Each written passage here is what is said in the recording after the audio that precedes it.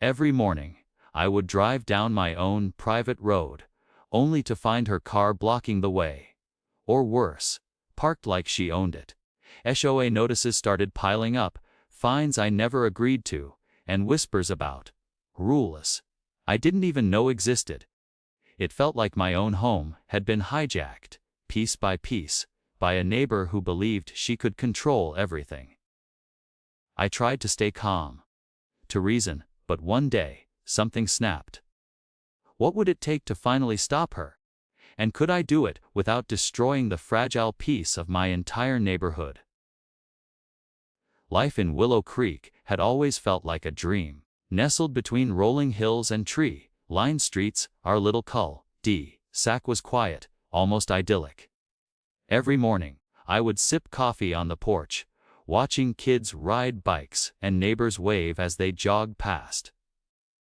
My home wasn't the biggest, but it was mine, painted just the way I liked, with a garden that my kids helped tend each weekend.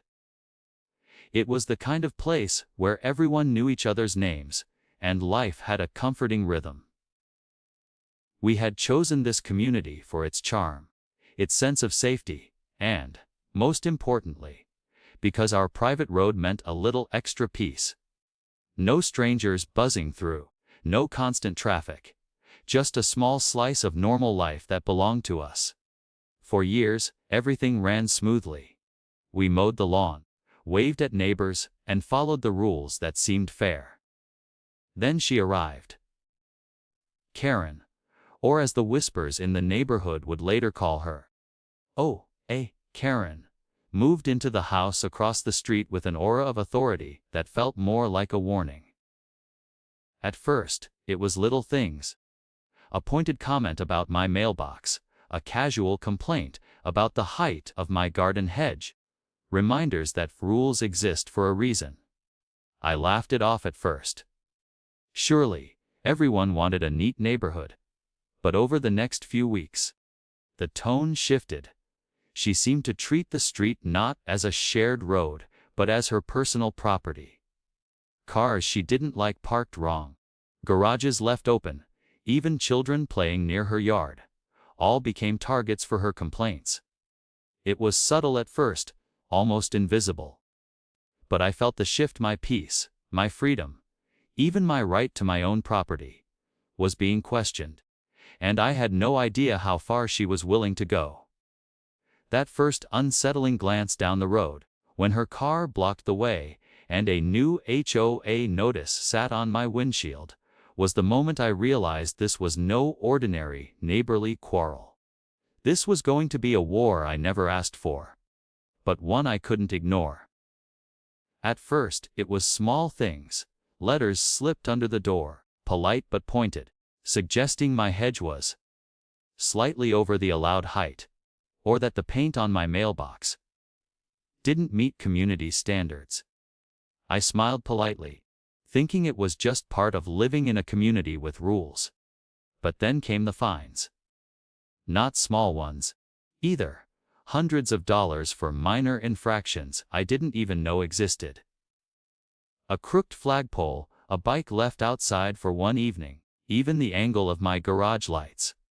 Every morning, I felt like I was stepping into a minefield. Karen, of course, was always there, lurking in plain sight. She had a way of showing up at the most inconvenient times, clipboard in hand, as if inspecting my life.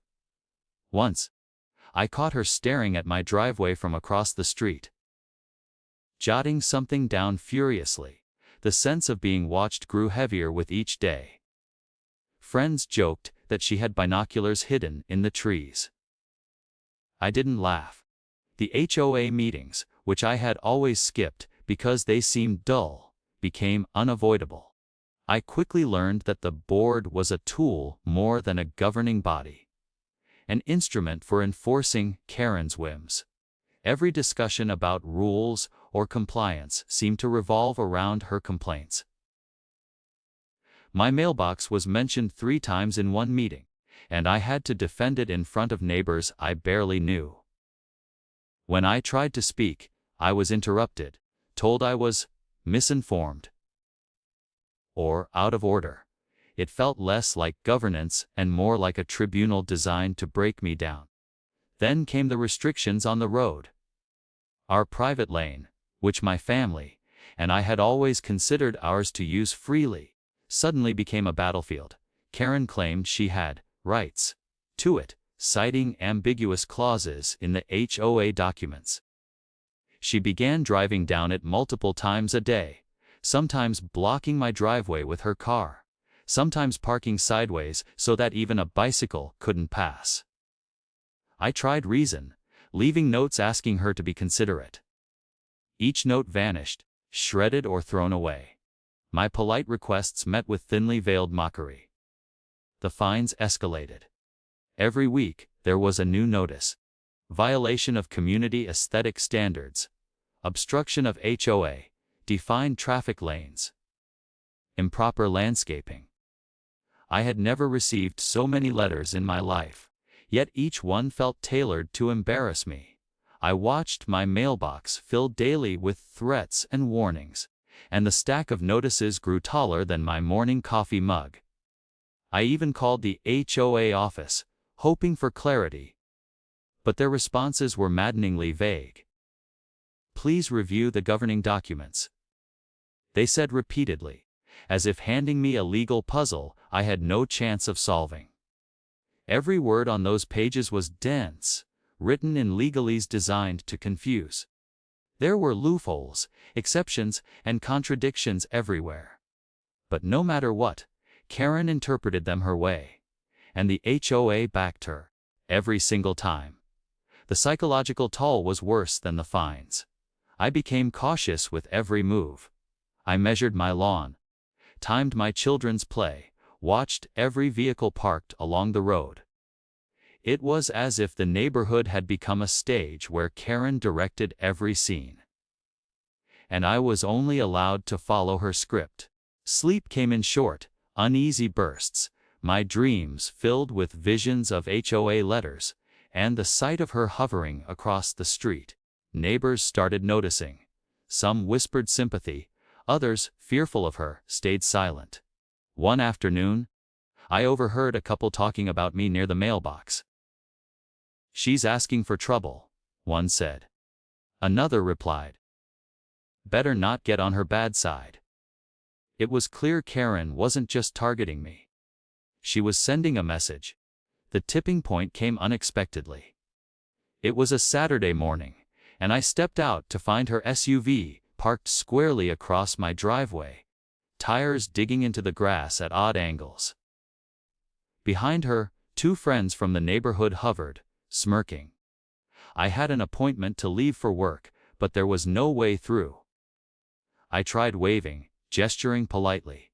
She didn't move. I called the HOA to report an obstruction. The response was maddeningly neutral. "Please attempt to resolve this with your neighbor first." Attempt. I had been attempting for months. For a week, I tried documenting everything. Photographs of her car, timestamps, letters received, interactions recorded in meticulous detail. Each evening, I would sit with a notebook, recounting every incident.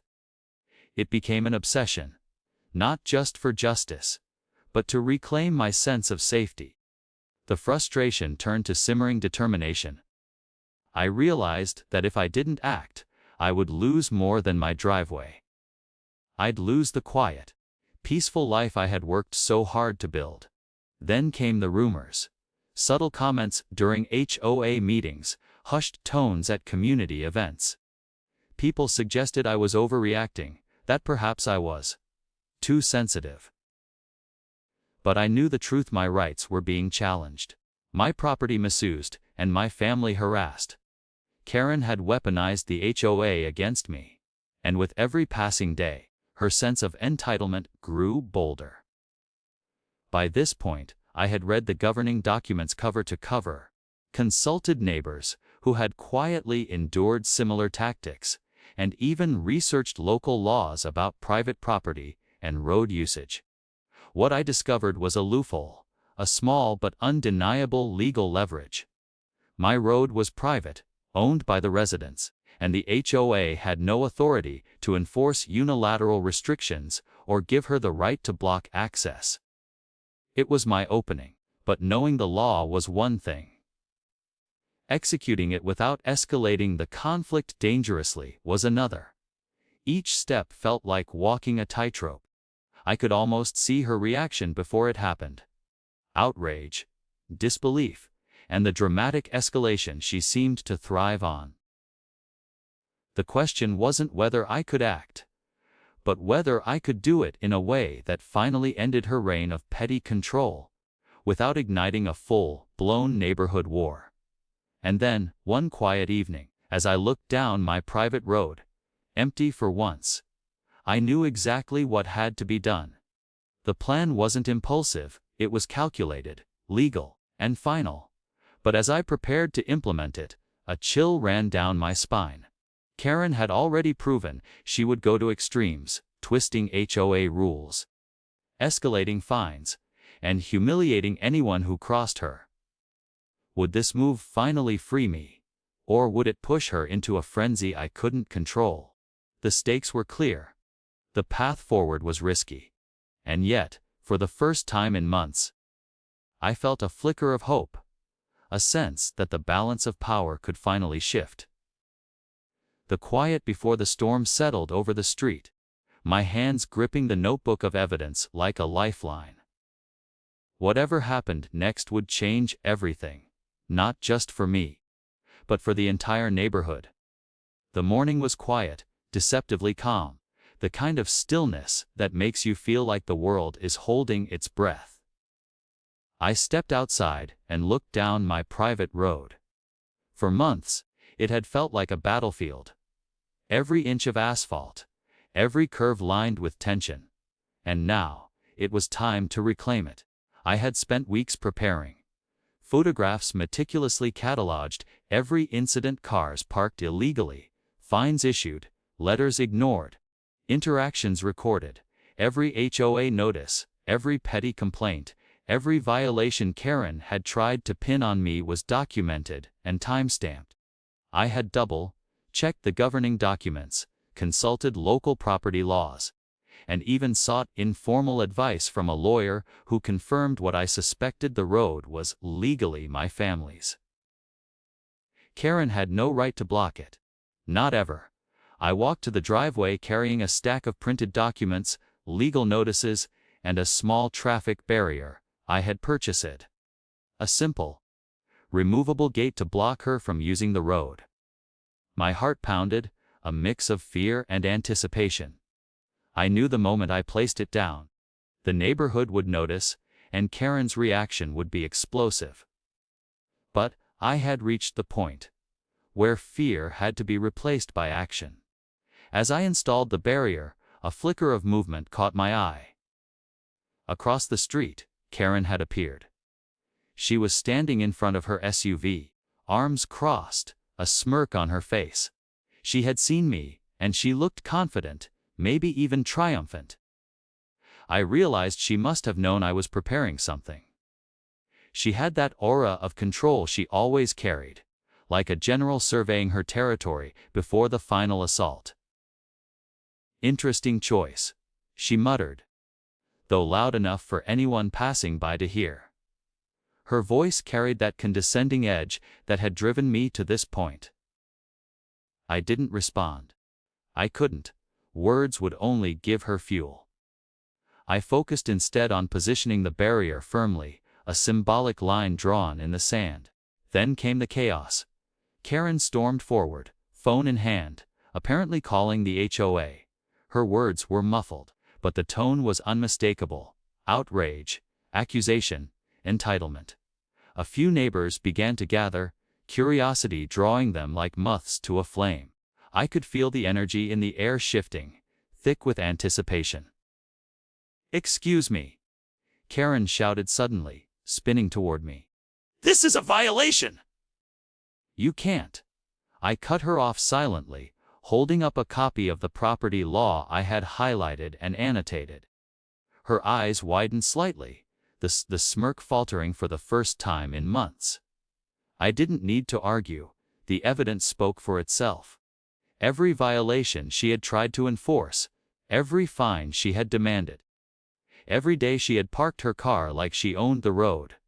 It was all on paper, meticulously documented, and now in the hands of the person she underestimated me. The HOA's response came by phone, a member arriving to mediate. But even they looked flustered, shuffled between Karen's accusations and the mountain of evidence I laid out.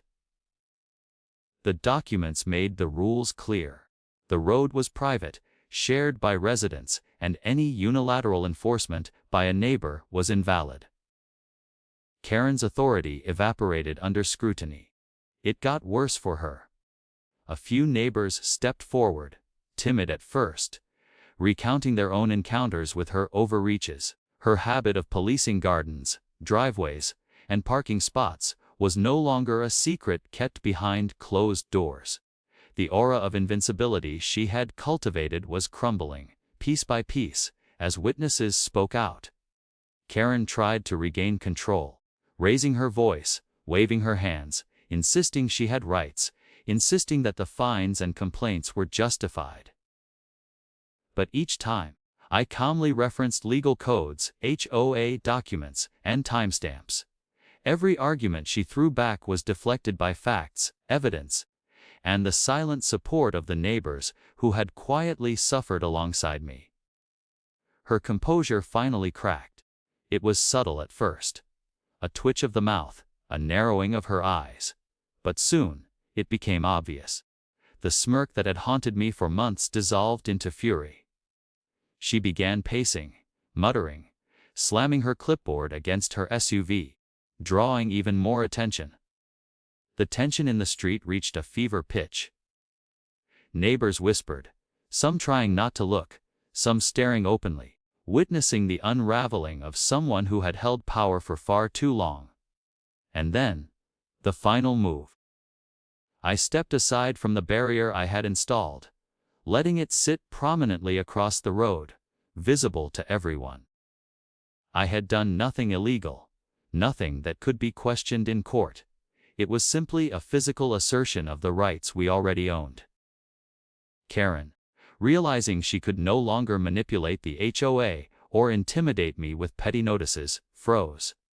Her face turned red with rage, a mix of disbelief and humiliation. It was over, in a way that felt almost cinematic. The neighbors, who had watched her rise in authority and felt the weight of her small tyrannies, now saw the reversal in real time. She was powerless, reduced to a woman shouting at a barrier and a stack of legal documents.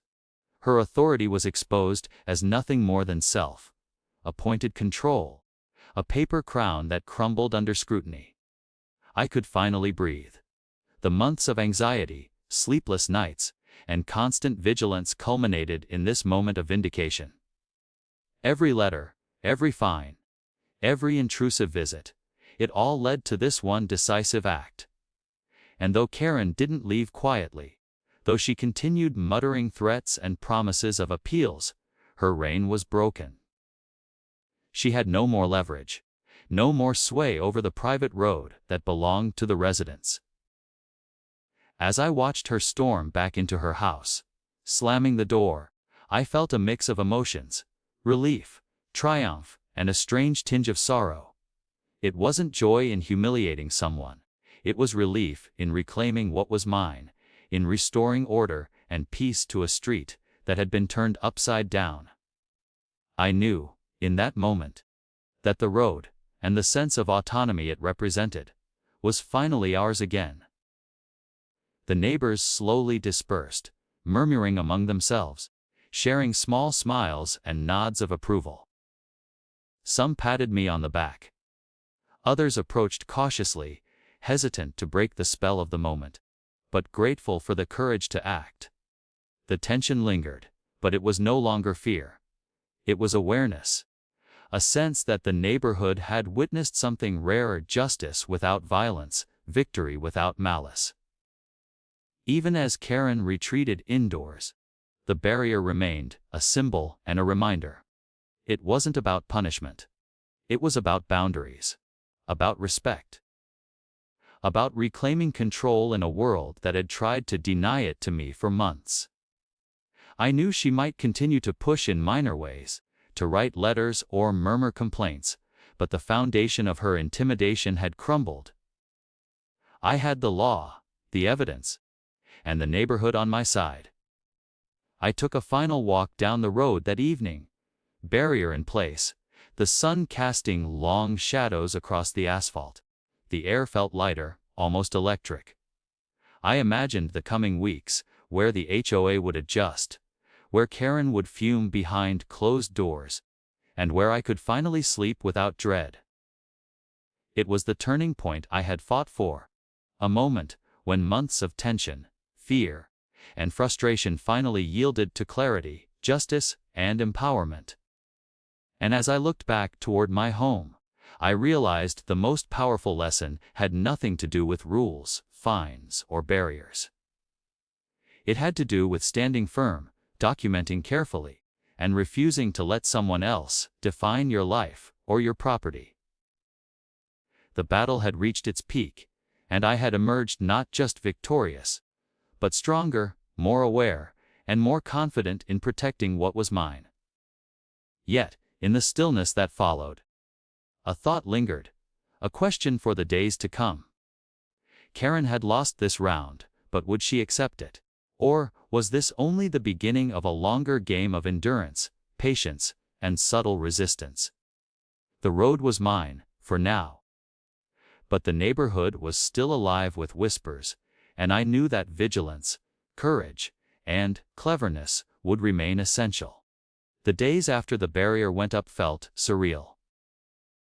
The tension that had gripped my life for months suddenly lifted, replaced by a strange combination of relief and cautious optimism. Karen had retreated behind her closed doors, her fury muted by the undeniable facts of law and documentation that I had presented. She no longer dared to park across the driveway, no longer left threatening notes, and even the HOA seemed to pause before acting on her complaints. For the first time in months, I could breathe. It wasn't an instant transformation of life on the street. Far from it. The echoes of the conflict lingered like ripples on water. Neighbors glanced at me in the mornings, some with subtle nods of acknowledgement, others with quiet admiration. Even those who had once feared confrontation now seemed emboldened, as if seeing me stand my ground gave them permission to assert their own rights in small, meaningful ways. It was a subtle shift, the kind that doesn't make headlines but quietly changes the dynamic of a community. I spent the first few weeks carefully monitoring the road, making sure the barrier remained secure but unintrusive. I didn't want to escalate unnecessarily. This wasn't about revenge. It was about establishing boundaries. Slowly, my family returned to a sense of normalcy. The children played outside without fear of confrontation, friends visited freely, and even casual strolls down the street no longer carried the heavy weight of anxiety. Our home, once shadowed by tension and worry, began to feel like the sanctuary it had always been meant to be. Karen, predictably, tried a few minor maneuvers. A letter slipped under my door complaining about the color of a mailbox post. A brief remark at a neighborhood gathering questioning whether the barrier violated community aesthetics. But these attempts were half-hearted, lacking the authority she had once wielded. It was obvious to everyone, herself included, that the days of her unchecked dominance were over. The community had seen her unravel, and the credibility she once enjoyed was gone. Her threats now carried no weight, her demands no consequence. The HOA, initially hesitant, eventually adjusted their stance as well. They reviewed the legal documents I had submitted and updated their records, clarifying that the road was private property belonging to the residents. Policies were adjusted to prevent unilateral enforcement by neighbors, and a small committee was established to ensure disputes would be mediated fairly in the future. The organization that had once seemed complicit in Karen's overreach was now bound by clearer rules, creating a more transparent and equitable system. It was a small victory in bureaucratic terms, but one that ensured no resident would be harassed in the same way I had been. Interestingly, the resolution of my conflict with Karen had an unexpected effect on the neighborhood culture itself. Conversations became more open. Residents began discussing minor grievances without fear of retaliation. Garden aesthetics, fence heights, parking arrangements, all were addressed collaboratively rather than through intimidation. It was as if my stand had demonstrated that fairness and clarity could triumph over pettiness and fear. Slowly, a new atmosphere emerged, one of respect, communication, and shared responsibility. The street that had been a pressure cooker of tension now began to breathe, a subtle but profound transformation that affected everyone. On a personal level, the experience reshaped me in ways I hadn't anticipated. The months of confrontation had forced me to develop patience, meticulous attention to detail, and strategic thinking. I learned how to document incidents, understand legalese, and navigate bureaucratic processes with precision. I discovered a resilience I didn't know I possessed, a calm determination to act decisively when the situation demanded it. My confidence grew, not from triumph over another person, but from reclaiming control over my life and home. Even as life normalized, the memory of those intense weeks remained vivid. I could still recall the mornings of dread, the stack of HOA notices piling higher each day, the feeling of being watched, and the frustration of feeling powerless. Those experiences, though difficult, became a reference point, a reminder of the value of vigilance, preparedness, and assertiveness. They were lessons that extended beyond the confines of my street, applicable to life in general day. Know your rights, gather evidence, and act decisively when your boundaries are threatened. Karen herself faded from daily interaction, though not completely from awareness. She still drove through the neighborhood occasionally, perhaps to assert some shred of presence.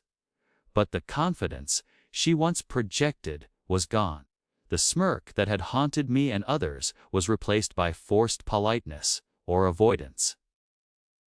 The community had witnessed her unraveling, and the silent acknowledgement of her loss was perhaps more potent than any confrontation could have been.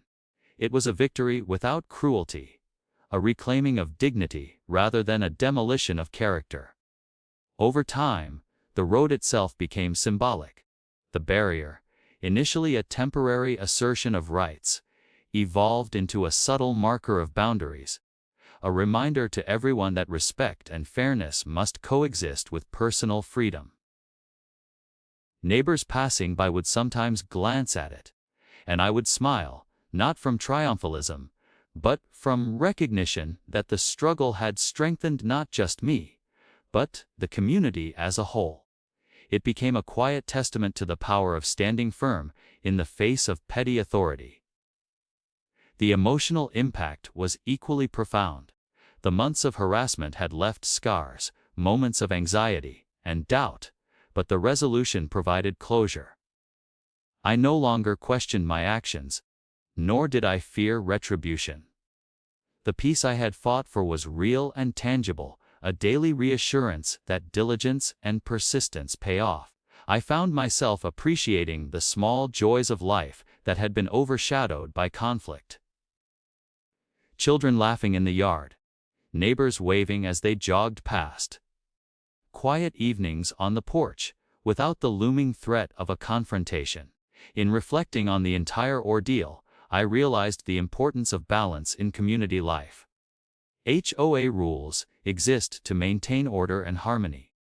But when wielded as instruments of control by individuals with personal agendas, they become tools of oppression.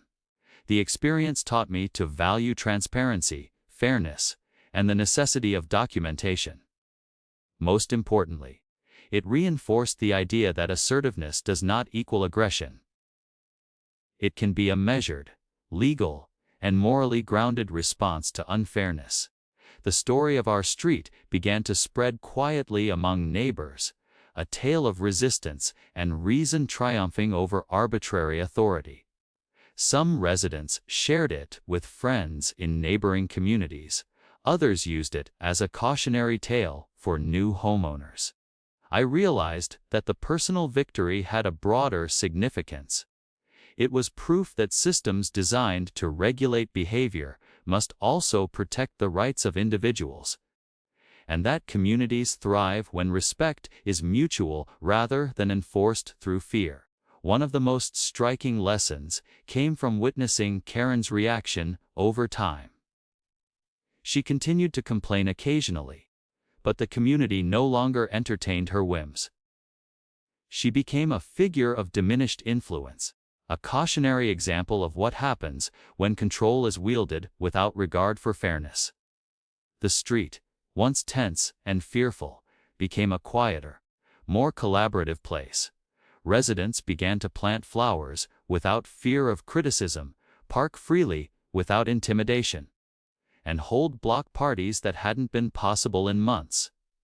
My actions had catalyzed a broader cultural shift, one that emphasized collective respect rather than individual dominance. It was a slow process, but the transformation was real. The quiet victories, the return of normal routines, the renewed sense of safety, the shared acknowledgement of rights, became the foundation for lasting peace. I realized that justice is often incremental. It doesn't always come in dramatic moments of confrontation. Sometimes it manifests in the restoration of daily life, in the small but meaningful ways that allow a community to function harmoniously. As time passed, I also reflected on the personal growth that had emerged from the conflict. The experience taught me resilience in the face of adversity, the importance of standing firm on principles, and the value of meticulous preparation. I developed a sharper sense of observation, better communication skills, and a more strategic approach to problem solving. These weren't just tools for HOA disputes. They were life skills, applicable in careers, relationships, and broader community involvement. Even months later, when the neighborhood had returned to its former rhythm, I found myself occasionally walking the road, the barrier in place, the sun casting long shadows over the asphalt.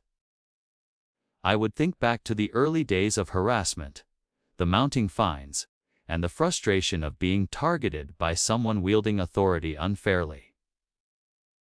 And then I would smile, knowing that the road was mine to use freely, that my home remained a sanctuary, and that fairness and preparation had triumphed over pettiness and intimidation. The ultimate takeaway, the one I wanted anyone hearing this story to understand, was simple but powerful: knowledge is power, persistence is strength, and justice doesn't always require aggression. It often requires clarity, patience, and unwavering determination. By standing firm, documenting carefully, and asserting rights legally and respectfully, it's possible to reclaim control over situations that initially feel hopeless.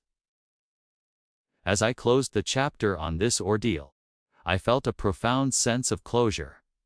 The neighborhood was at peace, the HOA had been reformed in small but meaningful ways, and the lessons learned would resonate long after the barrier was removed. Karen, once a figure of authority and fear, had been neutralized without personal attack, without escalation into bitterness or violence. It was justice tempered with restraint, a victory that reaffirmed the values of fairness, perseverance, and community. Looking back, the question that lingered was not about Karen or the fines or the conflicts themselves. It was about how easily personal agendas can twist rules meant to serve everyone, and how critical it is to stand up when boundaries are crossed. Would the community have remained passive if I hadn't acted? Would others have continued to suffer quietly? These reflections solidified my understanding that courage is contagious, and that one person's action can restore balance, not just for themselves, but for an entire neighborhood. And so, the private road remained a symbol, not of conflict, but of resilience. It represented the power of preparation, the importance of standing firm, and the lasting impact of acting decisively in the face of unfairness.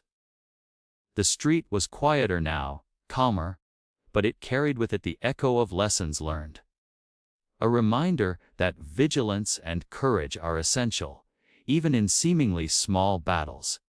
As I finished my walk one evening, the sun dipping below the horizon, I paused at the end of the driveway and looked down the road.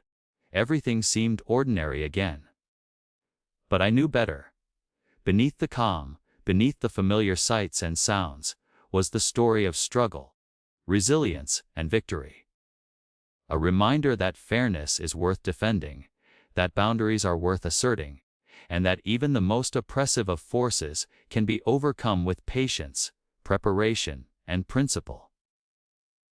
And as I turned back toward the house, the final thought echoed in my mind: how many other neighborhoods are silently enduring the same tyranny, unaware that a clear, principled stand could reclaim not just a road, but the dignity and peace every resident deserves.